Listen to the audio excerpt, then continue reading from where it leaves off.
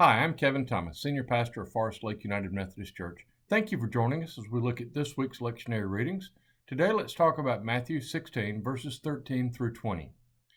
Now, when Jesus came into the district of Caesarea Philippi, he asked his disciples, "Who do people say the Son of Man is?" And they said, "Some say John the Baptist, but others Elijah, and still others Jeremiah or one of the prophets."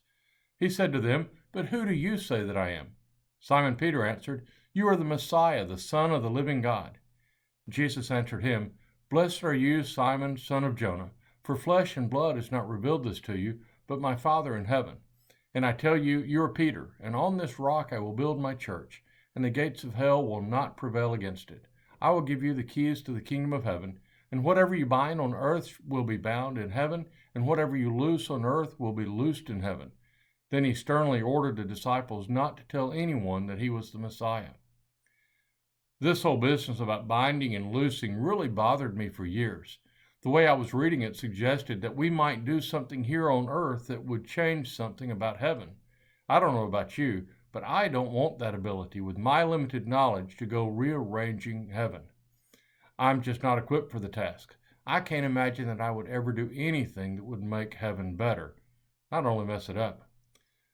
During my Greek in seminary, I finally saw the truth and the beauty of these verses. The New Testament was written in Greek, and it uses an unusual verb form for binding and loosing in this passage. It's future past perfect. The passage actually reads, "Whatever you bind on earth shall have been bound in heaven, and whatever you loose on earth shall have been loosed in heaven." The binding and loosening happens in heaven first.